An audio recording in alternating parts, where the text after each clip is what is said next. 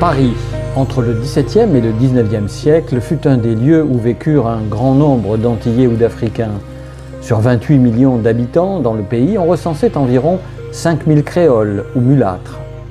Déportés en esclavage pour grossir les plantations détenues par les colons, certains furent évangélisés de force, d'autres apprirent un métier, mais d'autres, plus lettrés, se lancèrent à l'assaut du Paris des Lumières.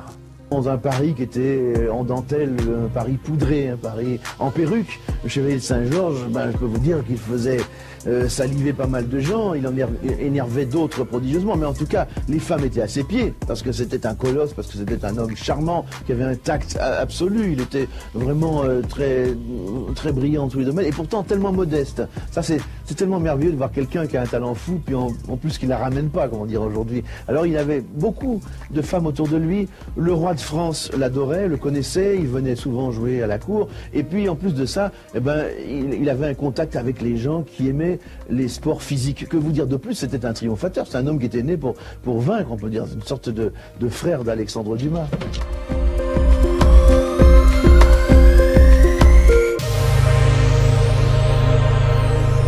Né pour réussir, le jeune Joseph Boulogne voit le jour en 1739 à Basse-Terre, en Guadeloupe, d'une mère noire et de Monsieur le comte de Boulogne, alors fermier général. Jusqu'à l'âge de 13 ans, il grandit dans un environnement de champs de canne à sucre. Il voyage à Saint-Domingue, mais quittant la terre coloniale, le jeune Saint-Georges s'installe à Paris et, sur recommandation, entre dans la bourgeoisie. Dans la bourgeoisie, mais il va beaucoup plus loin.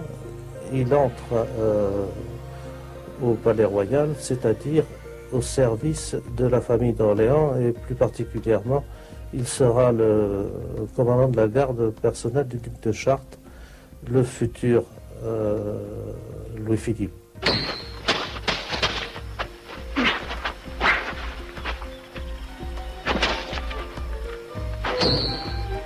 Dans ce contexte mondain, Saint-Georges est attiré par le métier des armes et devient l'élève de Monsieur de la Boissière, le maître d'armes de l'époque, formateur des plus grands gentilshommes d'épée de la cour. À l'âge de 27 ans, Saint-Georges excelle face aux escrimeurs d'Europe. Sa réputation de virtuose de l'épée n'est plus à faire. Il était un homme qu'on aimait combattre. On venait de tous les pays, y compris de l'Italie, à Paris pour tirer le fer avec le chevalier de Saint-Georges, qui était un bretteur redoutable. Dans le domaine de l'escrime, il a laissé une trace importante, et en particulier grâce à un combat qui a été à l'occasion de gravures qui ont fait le tour du monde et que l'on connaît encore maintenant, pour un assaut célèbre à Londres en 1787 contre le fameux chevalier d'Éon. Et il a également participé à des tas, à cette époque-là, de compétitions, ça ne s'appelait pas encore compétition, enfin de rencontres d'escrime qui ont fait la promotion de notre discipline. Mais le Noir des Lumières a plus d'un talent à son arc. Il est excellent danseur, tireur hors pair et un cavalier sans pareil. Ses admirateurs le considèrent comme un gentilhomme mondain un peu sulfureux. Il était respecté, admiré, il portait perruque, attention, il était très élégant. Les femmes, je vous dis encore, les hommes étaient intéressés par son violon, par son épée, puisqu'il était tellement vivant, sportif, mais les femmes trouvaient un bel homme, point final, et puis alors qu'il y avait autrement plus d'autorité que plein de blancs-becs qu'elles croisaient dans leur vie de tous les jours. Il a été mêlé tout de même à différents scandales dans la vie de son époque. Alors il a fait beaucoup parler de lui. Ça c'est évident. Par exemple, bien, le chevalier de Saint-Georges, il y a eu des questions, je ne saurais pas vous donner le détail, mais il y a eu des problèmes amoureux, il y a eu des querelles, etc. Bon, alors voyez comment cela peut défrayer la chronique du temps. C'est évident. Succès amoureux, de cape et d'épée, le Chevalier Noir est aussi adulé pour son art accompli du violon. À Saint-Domingue, il avait appris la musique. À Paris, il maîtrise la composition, avec Leclerc, une référence. Saint-Georges est un compositeur, un vrai compositeur. C'est pas un amateur. C'est un homme qui connaît son métier, qui est interprète de violon de très haut niveau et qui est un bon compositeur. De Saint-Georges, en la quantité d'œuvres qui sont conservées aujourd'hui, Saint-Georges s'est imposé, bien qu'il fût de couleur.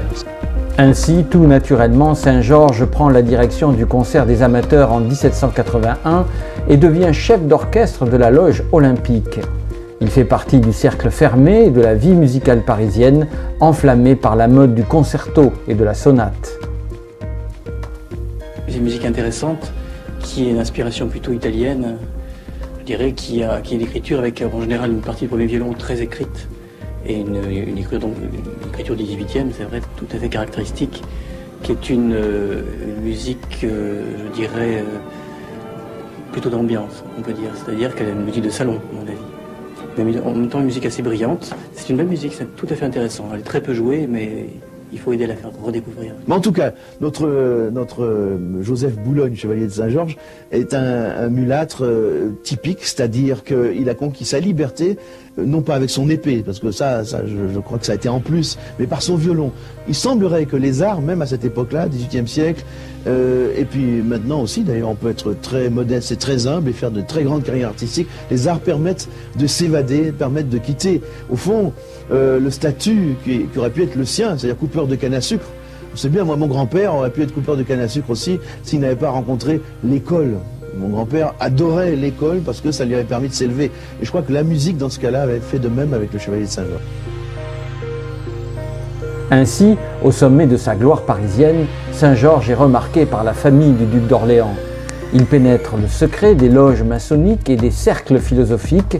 C'est l'époque féconde des Lumières et de l'anti-esclavagisme. Il est entré dans la franc-maçonnerie. Je dirais même qu'il a été accepté puisque c'est le seul sans mêler qui soit entré dans la franc-maçonnerie. Et pas dans n'importe quelle loge, il est entré dans la loge des 9 sœurs. Et c'est assez curieux, parce qu'il n'entre pas dans une petite loge, il n'entre pas dans une loge moyenne. Non, il entre dans la loge la plus prestigieuse, celle où était entré le frère. Désormais, les idées de la Révolution grondent dans les rues de Paris. La mort du duc d'Orléans entraîne l'exil du Chevalier Noir à Londres. De retour à Paris en 1789, il reprend ses épées et s'engage pour la Révolution française. En 1791, il est capitaine de la garde nationale à Lille, puis devient le chef d'un régiment de Noirs, les hussards américains, qui se battront à Amiens et en Belgique.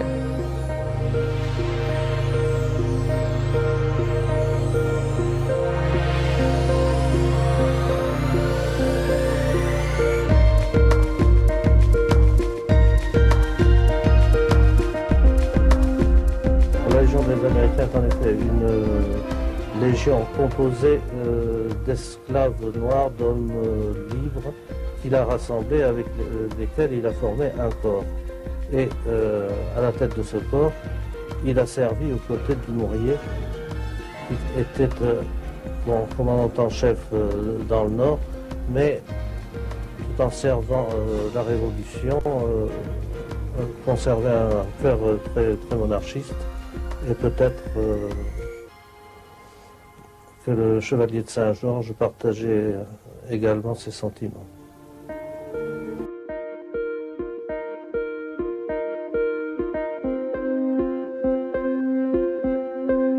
Mais le vent de l'histoire tourne et sous la Révolution, le chevalier Saint-Georges est désormais suspecté de sympathie royaliste.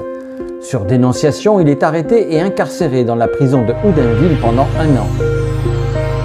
Relâché, le chevalier repart un temps à Saint-Domingue, mais de retour à Paris après quelques concerts, le Noir des Lumières rend l'âme à Dieu en 1799, presque dans l'anonymat.